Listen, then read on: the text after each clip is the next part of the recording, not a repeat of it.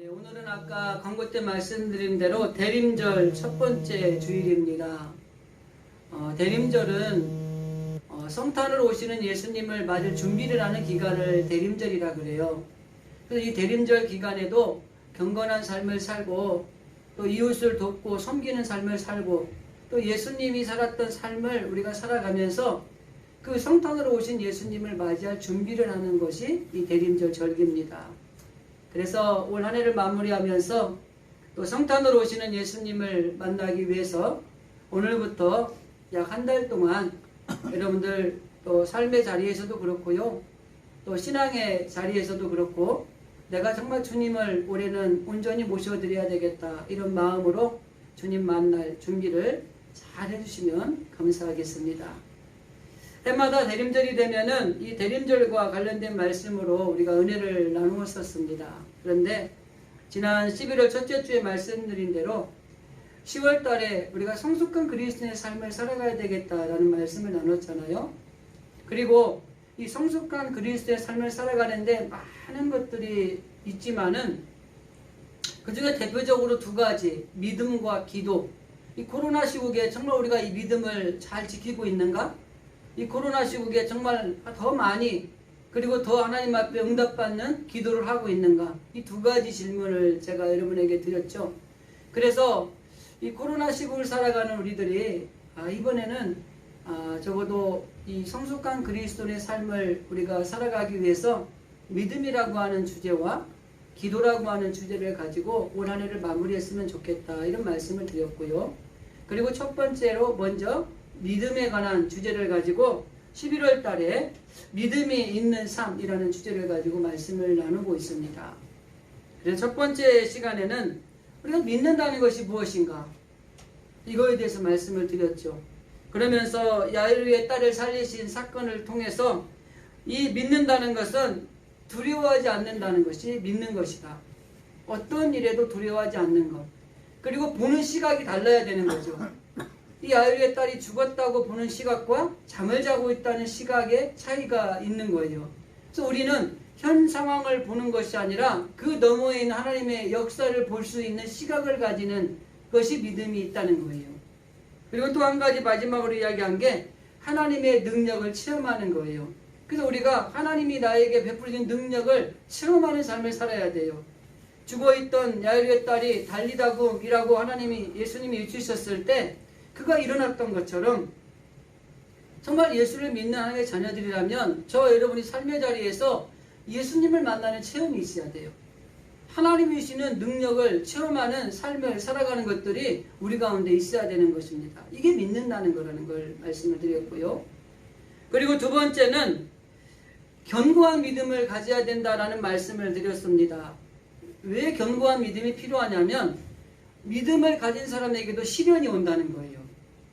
우리가 예수 믿으면 다 복 받는다? 아니에요. 예수 믿기 때문에 더 고난이 올 수도 있다는 걸 알아야 돼요.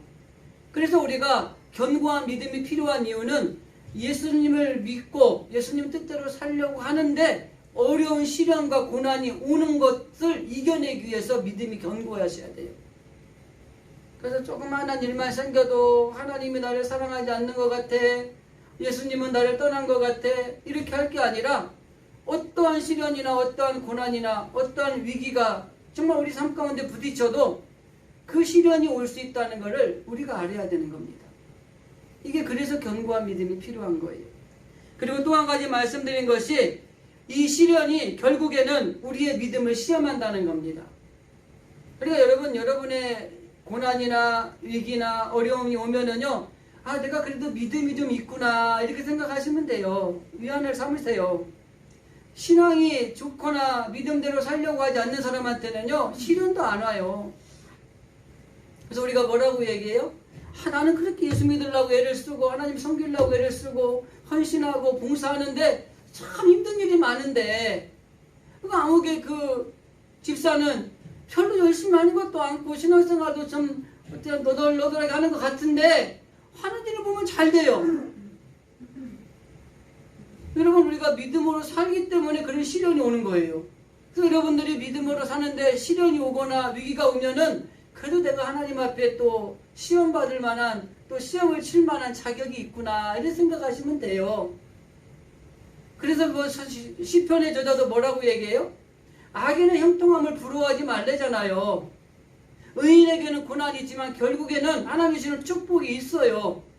그렇기 때문에 악인의 형통함을 부러워할 게 아니에요. 내가 믿음으로 살고 정말 신앙 안에서 살려고 하고 예수님을 닮아가려고 하는데 정말 어려운 일이 생기고 정말 되는 일이 없어요.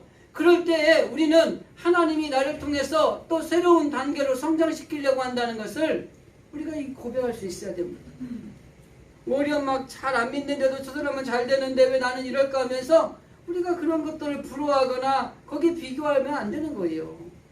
오히려 내게 시련이 있다면 하나님 나를 참 사랑하시는구나. 그래도 하나님이 나를 붙들어 주시려고 정말 내가 딴 길로 가지 않게 하려고 그래도 나를 이렇게 좀 붙들어 주시는구나. 여러분 자녀를 키울 때 한번 생각해 보세요. 자녀들이 잘못된 길로 가면은 아이고 우리 애기 잘하네 거기 가다가 떨어져라 이럽니까? 아니잖아요. 말리잖아요. 손을 잡고 말리기도 하고요. 못 가게 하잖아요. 왜? 그게 잘못된 길이기 때문에 그래요. 우리도 하나님 뜻대로 살려고 막 애를 써요. 몸부림쳐요. 저도 그렇고 여러분도 그렇고.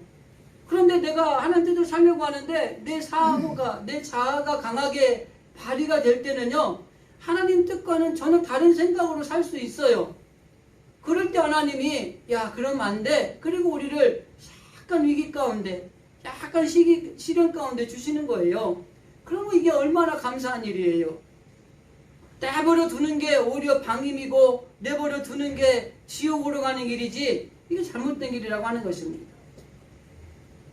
그래서 분명한 것은 그 시련이 우리에게 온다는 걸 여러분들 인정하시고요. 그 시련은 결국 내 믿음을 시험하는 것이다라는 것을 인정하셔야 돼요. 그런데 정말 감사한 게 뭔지 아세요? 예수님은 결국에는 우리에게 오는 이 시험을 이기게 하신다는 겁니다. 내가 이기기도 하겠지만은 우리 주님을 의지하고 나아갈 때에 그 주님이 결국에 우리에게 오는 시련과 위기와 고난과 문제를 결국은 예수님이 이기게 하신다는 거죠. 여러분 우리에게 시련이 온다고 하는 걸 인정을 하시고요. 하나님이 나를 시련에 오는 거는 내게 믿음이 있다는 것이구나 감사하시고요. 하나님 앞에 전적으로 기도하고 신뢰하면서 그 시험을 이기게 하시는 예수님을 우리가 의지하고 가는 것입니다. 그래서 우리가 견고한 믿음이 필요한 거예요. 그리고 오늘은 뭐 여러 가지 믿음에 대한 설교지만 오늘 11월의 주제의 마지막 온전한 믿음을 가지자라는 제목을 가지고 말씀을 드리려고 합니다. 오늘 우리가 읽은 본문의 말씀은 요약을 해드리면 이거예요. 예수님이 그 앞에서 이 혈루증을 앓는 그 여인을 고치셨어요. 그리고 야이로의 딸을 살리셨어요. 그리고 난 다음에 6장이 시작이 되고 그 사건을 통해서 뭐라고 말씀을 하시냐면 야 이제 우리 고향으로 한번 가보자. 그리고 예수님이 고향으로 가신 거예요. 그리고 6장 1절에서 6절까지의 말씀은 그 고향에서 일어난 사건을 짧게 요약한 겁니다. 그 요약한 내용을 한마디로 요약하면 이거예요. 예수님이 고향에 가셨는데 그 고향에서 예수님이 회당에서 말씀을 가르치셨어요. 그런데 그 말씀을 가르치셨는데 그 고향에 있는 사람들의 반응이 냉랭한 거예요. 그래서 성경은 뭐라 그래요? 배척했다 이렇게 말을 하고 있어요. 그래서 그곳에서는 하나님이 이적과 기사를 나타내지 않았다고 하는 것입니다. 그러면서 마지막 절에 뭐래요? 이 동네에 와서 내가 고향에 왔는데 이곳이 믿음이 없는 것이 이상하게 여겼다 이렇게 말하는 거예요. 이 말은 뭐냐면 이 고향에 있는 사람들은 예수님에 대한 온전한 믿음을 가지고 있지 않다는 겁니다. 그래서 온전한 믿음을 가지라 라는 제목으로 오늘 본문에 있는 말씀을 가지고 정말 우리가 이런 마음은 아닌지 예수님이 정말 말씀을 전하실 때 그 사람들의 반응이 오늘 이 시를 살아가는 저와 여러분의 반응은 아닌지 그리고 예수님은 그 반응에 또 어떻게 우리에게 또 말씀하시는지 그것을 본론에서 말씀을 나누려고 합니다. 그 전에 히브리서에 보면은 그 이스라엘 백성들이 가나안 땅에 들어가지 못한 그 과거를 회고하면서 왜 그들이 가나안 땅에 들어가지 못했는가를 회고하는 말씀이 히브리서 4장에 나옵니다. 제가 한번 읽어드릴게요. 그러므로 우리는 두려워할지니 그의 안식에 들어갈 약속이 남아 있을지라도 너희 중에 혹 미치지 못할 자가 있을까 함이라. 오늘날 그 애굽을 이야기할 때 세상이라고 이야기를 하죠. 우리가 그리스도인들이 그리고 애굽에서 나와서 이 광야를 살아가는 것도 우리의 인생의 노정이라고 이야기를 해요. 그리고 그 노정을 승리한 자들이 가나안 땅, 즉 저 하나님이 예비하신 천국에 들어갈 수 있다. 이렇게 대비를 해서 이야기를 합니다. 그래서 이스라엘의 역사의 노정을 보면 오늘 이 시대를 살아가는 그리스도인들이 저 하나님의 나라를 소망을 두고 살아가는 신앙의 노정과 비슷해요. 그래서 우리는 나그네 길이고요, 순례자라고 얘기하고 그 길을 걸어가서 마지막에 하나님이 예비하신 곳에 들어가기 위해서 그 노정을 가고 있다. 이렇게 이야기를 합니다. 그런데 하나님께서 이스라엘 백성들이 그 노예로 살고 있을 때 하나님이 개입하셔서 그들을 해방시켜 주세요. 우리도 이 세상에서 죄에 매여서 살아가던 우리들이 하나님이 우리를 선택해 주셔서 예수님으로 말미암아 우리를 구원받게 하시고 하나님의 자녀로서의 자유인이 되게 하셨어요. 그리고 난 뒤에 하나님께서 이 과거 사단의 지배 아래에 있던 사람들이 이제 자유로운 삶을 살아갈 수 있도록 우리를 만들어 주신 겁니다. 마치 이스라엘 백성들이 애굽에서 평생 노예로 살다가 아침 해가 뜨면 해가 질 때까지 일만 하다가 그냥 노예로 죽는 것처럼 그렇게 살던 우리들이 하나님의 은혜로 하나님의 자녀가 되었고 구원받은 백성이 되어서 이제는 하나님을 섬기는 자유인들이 됐다고 하는 것입니다. 그래서 우리는 하나님 앞에 예배하는 사람이 되었습니다. 하나님 주시는 신령한 복을 받아 누리는 사람이 되었어요. 그리고 하나님의 인도하심과 보호하심과 함께하심과 도우심 속에서 하나님 주시는 놀라운 은혜를 누리며 살아가는 그런 하나님의 사람들이 되었다고 하는 것입니다. 이 얼마나 놀라운 축복입니까?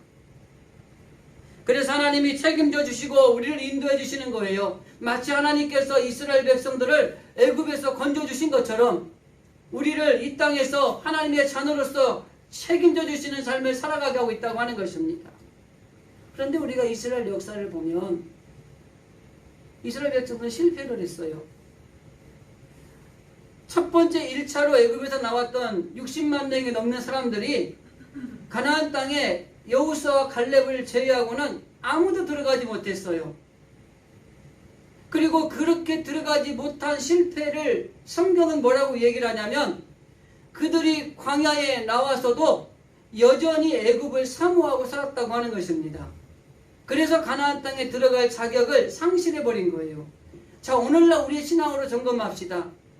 하나님을 믿음으로 말미암아 구원받은 하나님의 자녀가 되어서 하나님이 주시는 놀라운 축복을 받으며 살아가는 우리들인데 저와 여러분이 살아야 될 건 뭐예요? 이제는 예전에 죄악의 몸에서 살아가는 게 아니라 자유인에 된 하나님의 자녀로서의 삶을 살아가야 되는 거예요. 그래야 하나님이 예비하신 가나안 땅에 들어갈 자격을 갖춘 하나님의 백성이 되는 겁니다. 그런데 우리는 이미 하나님의 자녀가 되었고 하나님의 구원받은 백성이 되었음에도 불구하고 여전히 애굽을 사모하는 거예요. 세상을 바라보는 거예요. 하나님이 먼저 보이는 게 아니라 눈에 보이는 세상과 이 세상에 있는 것들이 먼저 보이는 거예요. 그러니까 내가 하나님의 나라에 들어갈 자격을 가졌음에도 불구하고 거기에 미치지 못할까 함이라. 계시록에 있는 말씀을 보면 그리고 종말론자들이 이야기하는 걸 보면 예수 믿는 사람이 다 천국 가나요? 알곡과 쭉정이의 비유도 있고요. 양과 염소의 비유도 있고요. 마지막 때가 되면은 하나님이 부르시는 특별한 계시록의 편들을 그냥 이야기하면 그래요. 흰 옷 입은 무리 혹은 14만 4천 이걸 가지고 또 종말론을 이야기하는 이단들이 나오기도 하지만 어쨌든 성경에서 균형적으로 이야기한 핵심 가운데 하나는 뭐냐면요. 우리가 지금 믿는 모두가 다 천국에 가는 100%의 확신을 가진 건 아니라는 거예요. 지금 저와 여러분이 하나님께 나와서 같이 예배를 드리지만 양이 될 수도 있고 염소도 될 수 있는 거예요. 알곡이 될 수도 있고 가라지도 될 수 있는 거예요. 그 차이는 딱 한 가지예요. 하나님이 우리를 노예에서 해방시켜 주셔서 자유인으로 만들어 주시고 이제는 자유인으로 살아라 그랬는데 여전히 노예의 습성을 버리지 못하고 노예로 살려고 하는 삶을 살아가기 때문에 하나님이 이 땅에 살아가는 우리들을 통해서 하나님 앞에 믿음으로 온전하게 세워지지 못하는 이런 삶을 살아가는 것입니다. 그래서 성경은 말하는 거예요. 너희들이 이미 하나님 앞에 자유인이 되었지만 너희들이 그 땅에 들어가지 미치지 못할까 합니다. 2절에서는 이렇게 얘기합니다. 저희와 같이 우리도 복음 전함을 받은 자이나 그러나 그 들은 바 말씀이 저희에게 유익되지 못한 것은 듣는 자가 믿음으로 화합치 아니함이라. 저는 이 말씀이 굉장히 중요하다 그래요. 왜 이스라엘 민족이 가나안 땅에 들어가는데 실패했느냐? 들은 말씀을 믿음으로 화합하지 않았기 때문이라는 거예요. 저는 가끔 그런 말씀 여러분에게 드리죠. 똑같은 말씀을 듣는데 받아들이는 게 다 달라요. 그래서 이걸 어떻게 듣느냐가 중요한 겁니다. 하나님의 말씀이 강단에서 선포가 똑같이 됐는데 어떤 분은 은혜 받고 어떤 분은 눈물을 흘리고 어떤 분은 화가 나고 어떤 분은 시험이 들어. 듣는 말씀에 믿음으로 화합을 해서 이것이 은혜가 돼야 돼요. 정말 감동의 눈물이 흘러나와야 돼요. 정말 그렇구나라고 회개가 터져야 돼요. 그게 믿음으로 화합하는 거예요. 말씀이. 그런데 듣는데 섭섭한 마음이 들어요. 여러분 마귀가 섭섭이를 우리 가운데 넣으면은요 큰일 납니다. 그러면서 시험에 들기도 하고요. 더 어려운 일들이 생기는 경우도 종종 있다고 하는 것입니다. 하나님이 말씀이 우리 안에 들려질 때에 우리가 믿음으로 그 말씀과 화합하셔야 돼요. 그게 화합하지 않았기 때문에 결국에는 이 가나안 땅에 들어가지 못하는 이스라엘 백성들이 된 겁니다. 우리도 하나님의 자녀가 됐어요. 얼마나 놀라운 축복입니까? 지난주에도 말씀을 드렸지만은 정말 우리가 하나님의 자녀로 선택받았다는 거. 제가 그랬잖아요. 목사나 제사장이나 성도나 다 똑같대요. 그러나 그 중에 또 목사로 선택받았는데 얼마나 감사한지 몰라요. 그건 뭐예요? 그 은혜에 맞게 살아야 되는 거예요. 그런데 하나님 말씀은 말씀대로 그리고 우리의 삶은 삶대로 일명 뭐예요? 따로 국밥인 거예요. 그걸 이야기할 때 뭐래요? 교회에 오면 크리스찬, 썬데이 크리스찬. 그리고 교회 밖으로 나가면 넌 크리스찬. 근데 우리가 요구한 하나님 원하는 건 뭐예요? 에브리데이 크리스찬이에요. 교회에 있건 사회에 나가던 가정에 있건 고난 속에 있건 기쁜 일이 있건 축복이 있건 저주가 있건 그럼에도 불구하고 우리는 감사하면서 에브리데이 크리스찬의 삶을 살아가는 것을 하나님이 원하시는 거예요. 그게 뭐예요? 말씀을 듣고 믿음으로 화합할 때 이게 가능한 겁니다. 그런데 그 화합하지 못했기 때문이라는 게 지금 여기 히브리서 기자가 말씀하고 있는 내용이라고 하는 것입니다. 그래서 우리들도요, 그 1절 말씀처럼 우리가 두려워할지니 그의 안식에 들어갈 약속이 남아있을지라도 너희 중에 혹 미치지 못할 자가 있을까 하니라. 우리는 이미 다 하나님이 약속하신 그 하나님의 나라에 들어갈 약속을 받은 사람들이에요. 근데 왜 두려워해야 돼요? 그 약속한 땅을 다 받는 게 아니에요. 믿음으로 화합지 않음으로 인해서 그 땅에 들어갈 자격에 커트라인에 못 미치는 거예요. 그럼 못 가는 거예요. 운전면허 시험 1종 80점 맞아야 되죠. 이론 79.9점 맞아도 떨어져요. 다시 쳐야 돼요. 하나님의 자녀로서의 선택을 받아서 하나님의 나라에 갈 수 있는 약속을 다 받았어요. 우리 믿는 사람은 다 받은 겁니다. 그런데 여러분이 두려워해야 될 것은 그 약속에 들어가지 미치지 못할까 늘 두려워하는 마음을 가지고 우리의 믿음을 점검하셔야 되는 거예요. 근데요, 정말 억울한 게 뭔지 아세요? 먼저 된 자가 나중되고 나중될 자가 먼저 될 자가 많으니라 그러죠. 많다가 아닙니다. 그럴 수도 있다는 거예요, 성경은. 그런데 나는 믿은 지 오래됐는데 이제 막 믿은 사람이 하나님의 가나안 땅에 들어가. 근데 나는 못 들어가. 이거처럼 억울한 게 없잖아요. 그러니까 오래 신앙생활 하신 분일수록요, 우리는 늘 내가 정말 하나님의 약속한 이 땅에 들어가는 것에 미치지 못할까 두려워하는 마음으로 우리의 믿음을 늘 점검하셔야 돼요.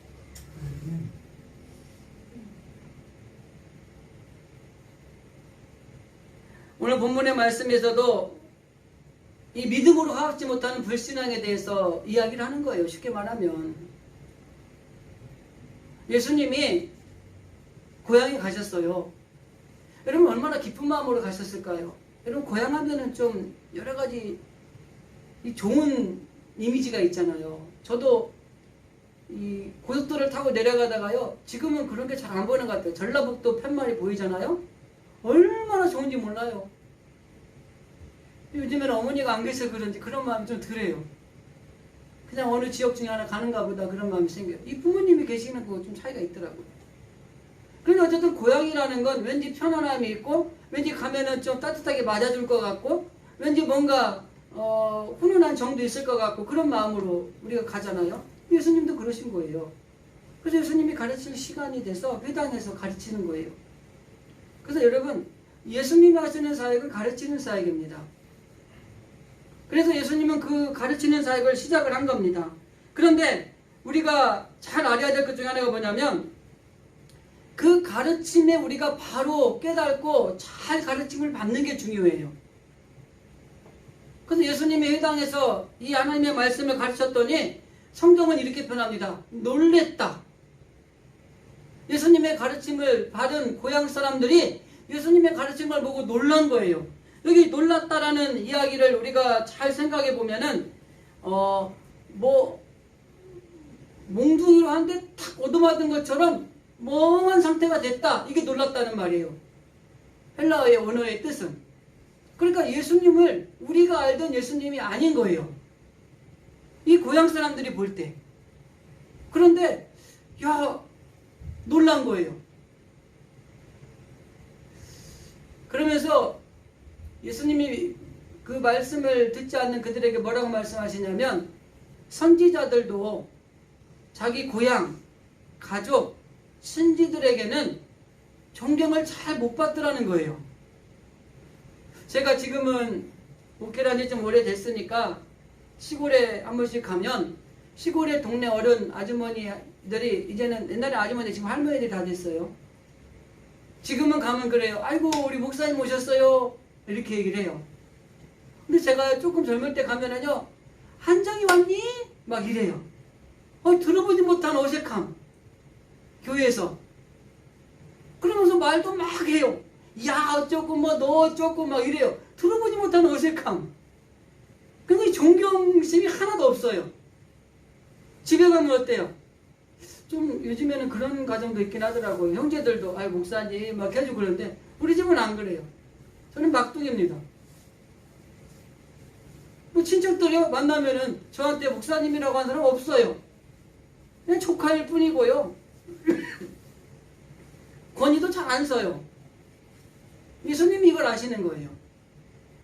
그러나 예수님은 그 말씀을 가르치심을 쉬지 않으신 겁니다.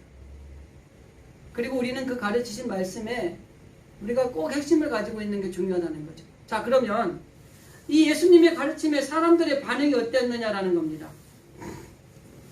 예수님 앞에 이 기대만을 가지고 말씀을 들은 사람들이 2절에 보면 성경은 이렇게 되어 있어요. 이 사람이 어디서 이런 것을 얻었느냐? 우리가 아는 예수는 이런 능력이 없는 인간인데 이 앞에 있는 사건들이나 이 가르치는 지혜나 이런 걸 보니까 놀란 거예요. 뒤통수를 한 대 맞은 거예요. 내가 아는 예수님이 아니라 엄청 능력 있고 똑똑하고 모든 걸 갖춘 사람이 된 거예요. 자, 그 다음 볼게요. 이 사람이 받은 지혜와 그 손으로 이루어지는 이런 권능이 어찌 되면요. 그러니까 이 예수님의 가르침을 받는 고향 사람들은 어안이 벙벙해지면서 얘가 이런 애가 아닌데 여기서 말하는 어디서 이런 것을 얻었느냐라고 하는 이 질문에서 우리가 이해할 수 있는 것은 예수는 그럴 능력이 안 되는데 어디서 누가 가르쳐 줬나 봐. 그리고 권능을 베푸는 그런 모습들을 보면서 이런 일들이 있을 수 없는 일인데 이게 어떻게 된 거야? 이런 반응인 거예요. 그래서 그들의 질문을 보면은요, 이 사람이 어디서 이런 것들을 얻었느냐라는 것은 예수님의 가르침에 대해서 의아함을 가지면서 결국에는 예수님에 대해서 믿지 않고 불신이 가득한 모습을 보여주는 겁니다. 그리고 또 한 가지, 이 사람이 받은 지혜와 그 손으로 이루어진 권능이 어찌 되느냐 라고 하는 것은 이 사람은 이런 지혜를 가질 사람이 아니라는 겁니다. 그리고 이 사람은 그런 능력도 없는 사람이라고 하는 거예요. 그래서 이 사람들이 현실적으로 예수님에 대해서 아는 것은 이러한 능력과 이러한 지혜가 있을 수 없는 사람이라는 거예요. 그래서 자기들의 판단으로 그 모든 걸 부정해버리고요. 결국에는 여기서 언급한 대로 의문을 갖고 불신하는 그런 결과를 초래하게 됩니다. 그리고 한 발 더 나아가서 이런 이야기를 합니다. 이 사람이 마리아의 아들 목수가 아니냐? 저 예수의 형제는 야고보, 요한, 요셉 이런 사람들이 형제가 있지 않느냐? 그 사람들이 우리와 같이 평범한 사람이 아니더냐? 이렇게 이야기를 하는 거예요. 그 예전에 얘는 목수의 아들이었고 목수였을 뿐이지 이런 능력을 가질 만한 이런 존재가 못 돼. 이렇게 편견을 가지고 이야기하는 거예요. 우리가 하나님의 말씀을 들을 때 하나님의 말씀을 듣는 그대로 우리가 믿음으로 화합하는 게 중요합니다. 로마서에서 바울은 이렇게 얘기하죠. 믿음은 들음에서 나고 듣는 것은 하나님으로 말미암느니라. 여러분, 우리가 하나님의 말씀을 잘 들어야 돼요. 하나님의 계시된 말씀, 성경을 통해 주시는 말씀, 주의 종들을 통해 선포되는 말씀, 내가 말씀을 묵상하면서 깨닫는 말씀, 이걸 잘 들어야 돼요. 그리고 그 듣는 것들로 인해서 정말 우리가 믿음으로 화합하는 게 중요하다고 하는 것입니다. 예수님이 그런 말씀과 지혜와 그런 능력이 나타나면 정말 그 말씀 그대로 우리가 받아들이는 거예요. 오늘날 이 언론 이야기를 할 때 그런 말 많이 하죠. 팩트 체크가 돼야 된다는 거예요. 지금 뉴스 프로도 이렇게 보다 보면은 팩트 체크하는 그 잠깐의 타입을 넣으면서 이게 사실이 맞을까요? 그러면서 이렇게 점검하는 그런 이 중간에 넣은 뉴스 프로가 있더라고요. 그런데 요즘에는 가짜 뉴스가 너무 양상을 하는 거예요. 이런 팩트 체크와 가짜 뉴스의 차이가 뭔지 아십니까? 팩트는 객관적으로 보는 겁니다. 예수님이 지혜가 출중하고 능력이 있으면 야, 예전엔 이런 사람이 아니었는데 이런 지혜와 이런 능력이 어떻게 된 것일까? 이걸 먼저 우리가 의문을 가졌어야 되고요.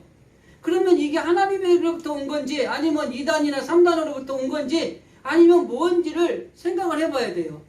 그리고 이게 하나님께로 온 것이 맞다면 그 믿음대로 받아들여야 되는 거예요. 가짜뉴스는 뭔지 아십니까? 주관적으로 보는 거예요. 자기의 편견과 자기의 생각대로 가진 걸 가지고 쓰는 겁니다. 그러니까 요즘에 문제가 되는 거예요. 사실이 아닌 걸 사실인 것처럼 자기 말을 넣어서 이야기하는 거예요. 그러니까 여기 있는 사람들이 볼 때 예수님에 대해서 쟤는 저런 지혜가 없는 아이야. 이런 능력과 권능을 행할 수 있는 아이가 아니야.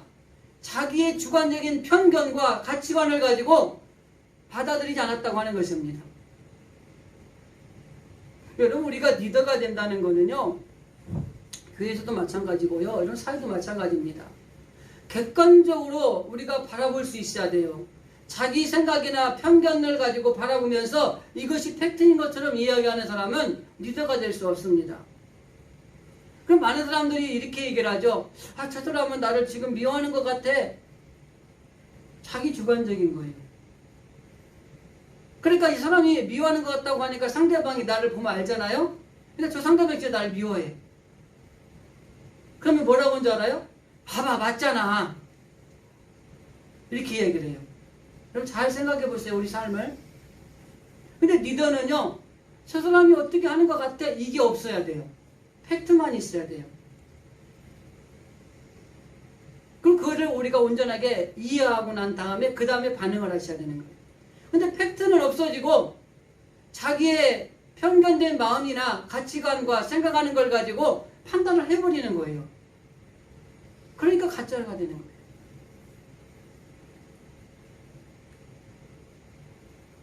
이런 식으로 추측하고 판단하면은 그것이 많이 진짜인 것처럼 왜곡이 될 수 있는 확률이 많은 겁니다. 교회에서도요, 여러분 누구를 바라볼 때 인상이 안 좋으면 아, 저 사람 나를 싫어하는 것 같아 이렇게 하지 마시고 왜 인상이 저럴까? 무슨 일이 있는 건 아닐까? 어디가 아픈 건 아닐까? 교회 오는 길에 뭔 사고가 있진 않았는가? 가정에 조그만 어려운 문제가 있진 않는가? 이걸 봐야죠. 예수님이 지혜가 있고 능력이 있으면 예전에는 지혜도 없고 능력도 없는 목수에 불과한 아들이었는데 저런 것이 어떻게 됐을까? 이걸 볼 수 있어야 돼요. 그래서 사람들의 반응이 두 가지입니다. 팩트냐? 가짜뉴스냐? 자기 주관과 편견과 가치관으로 판단하고 생각하고 받아들이느냐? 아니면 온전하게 팩트를 체크를 해서 그것이 하나님께로 온 놀라운 영광이고 능력이라면 그걸 인정하고 우리가 받아들이고 우리가 존중하는 것이 옳은 것이라고 하는 것입니다. 우리가 성령의 사람이 된다라는 것은요, 영적인 분별력을 가진다는 겁니다. 그래서 성령의 다스림을 받게 되면은 어떠한 경우에도 극단에 치우치지 않는 거예요. 그리고 우리가 어떠한 경우에도 진리 가운데 행할 수 있고요. 자기의 주관적인 생각에 빠지지 않고 객관적으로 정확하게 판단하고 볼 수 있는 겁니다. 그래서 성령에 충만한 사람들이요. 그래서 영적으로 이 상담을 많이 해주면 이 좋은 거예요. 근데 성령으로 충만하지 않는 사람들이 성령에 충만한 척하면서 상담해주면 이거 문제가 되는 거예요. 그래서 저와 여러분은 어떻게든지 여기 앞에서 말씀대로 이 성령의 사람, 성령의 다스림을 받는 사람들이 되기 위해서 우리가 믿음으로 살아가는 게 필요하다고 하는 것입니다. 그래서 성령의 다스림을 받으시면서 어떠한 경우에도 극단이나 어떤 치우치지 마시고 진리와 진실의 삶을 편에 서서 그리고 객관적으로 온전하게 바라보면서 주관적이거나 자기 편견이나 자기 가치관을 제거하고 온전하게 제대로 바라보는 것들이 필요하다고 하는 것이죠. 나사렛 동네에 예수님의 지혜로운 말씀과 기적의 능력을 본 사람들이 놀라긴 했어요. 몽둥이로 뒤통수 한 대 얻어맞은 것처럼 그렇게 됐다고 하는 것입니다. 그런 상황에서 우리가 놀란 것이 왜 놀랐는지를 바로 아는 게 중요해요. 하나님의 말씀을 듣고 그 들음에서 하나님이 우리가 온전하게 주시는 깨달음을 가지고 아, 이것이 믿음으로 화합하면 거기에 놀라운 하나님의 역사가 일어나는 것입니다. 이스라엘 백성들이 왜 가나안 땅에 들어가지 못했느냐? 하나님의 말씀을 듣고 믿음으로 화합하지 못했기 때문이라는 거예요.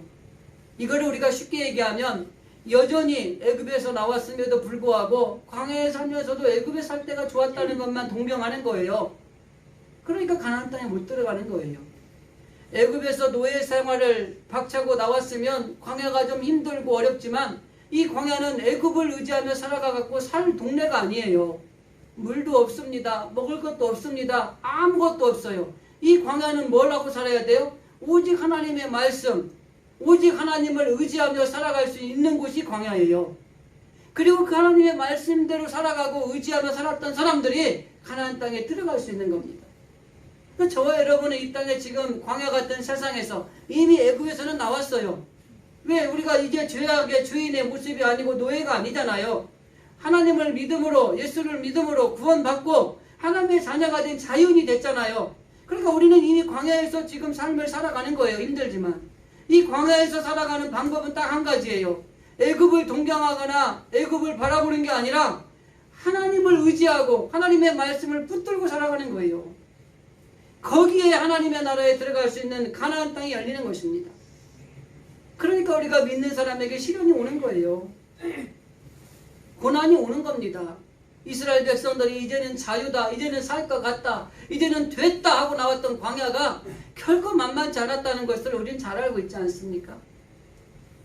이 세상은 저와 여러분이 이 믿음을 지키는데 만만치 않습니다. 내버려 두지 않아요. 특히 마귀 사단이 우리의 이 믿음을 간직하라고 얼쑤 잘한다 이렇게 박수 쳐주지 않습니다.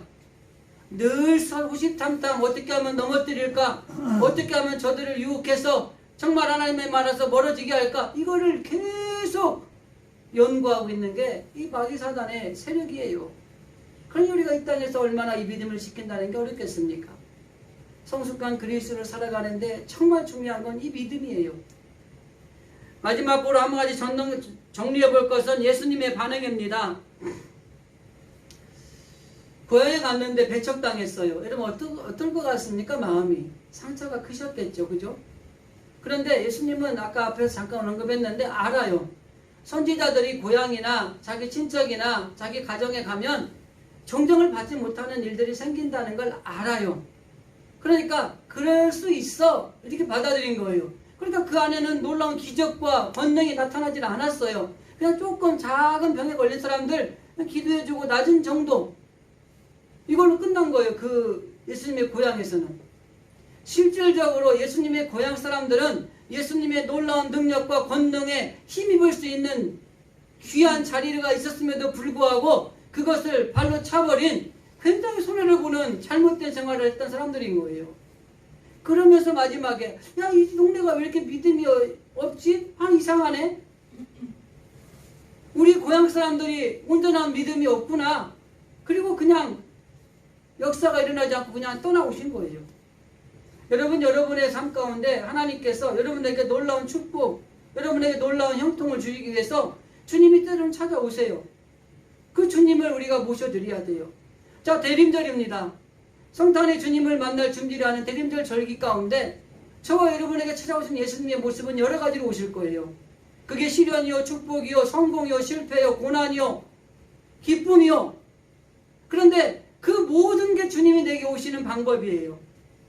내가 좋아하는 걸 취사 선택해서 기쁨이요, 성공이요, 좋은 일들만이 아멘 주 예수에 오시옵소서 그렇게 받아들이고, 고난이요, 슬픔이요, 문제요, 시련이요, 이런 것들은 NO! 아닙니다. 이건 아닙니다. 받아들이지 않는다면 오늘 이스라엘 백성들, 특별히 예수님의 고향의 사람들이 예수님이 오셔서 놀라운 가르침과 지혜와 권능과 능력을 행했을 때 배척하고 받아들이지 않고 편견함으로 은혜를 잊지 못했던 그런 모습으로 우리도 전락할 수 있다고 하는 것이죠. 예수님은 마음이 아프셨을 그런 모습도 있지만은 그냥 떠나오신 거예요. 저는 제 얘기를 아까 고향 얘기를 했지만 정말 훌륭한 목사님들도요, 자기 집에 가면은요, 동생이고 아들이고 조카고 그래요. 자기 고향에 가면은 어릴 때 콧질질 흘리던 이 어린이 아이예요. 여러분, 곽선희 목사님이 고향에 갔는데 야 손이야 너 이 녀석 코나 흘리더니 너 이놈이 이렇게 컸어? 하면 얼마나 웃기겠어, 그죠? 그러나 예수님은 그걸 아시기 때문에 소리하지 않았어요. 다만 받아들이지 않는 이들에게는 거기까지였어요. 그러나 하나님의 말씀이 선포되고 주님이 다가가실 때에 받아들이는 자들에게는 놀라운 기적과 놀라운 능력이 나타났다고 하는 것이 성경에 수도 없이 등장했다고 하는 것입니다. 오늘 대림절 첫 번째 주일에 예배를 드리면서 특별히 정말 우리가 믿음이 없음을 이상히 여기시는 그 주님의 모습을 생각하면서 저와 여러분을 찾아오신 예수님이 저에게 야, 나는 왜 믿음이 없지? 야, 이상하네. 이리고 가시지 않고 정말 주님을 온전하게 받아들임으로 놀라운 능력을 또 권능을 받아들이는 저와 여러분이 되어질 수 있기를 주님의 이름으로 간절히 기도드립니다. 그런 대림절 첫 번째 주일이 되시고 믿음이 없어 이상 여김을 받는 우리 신앙인이 아니라 온전한 믿음을 가지고 하나님 앞에 든든하게 서가는 우리 진실의 성도들 되어질 수 있기를 주님의 이름으로 간절히 기도드립니다.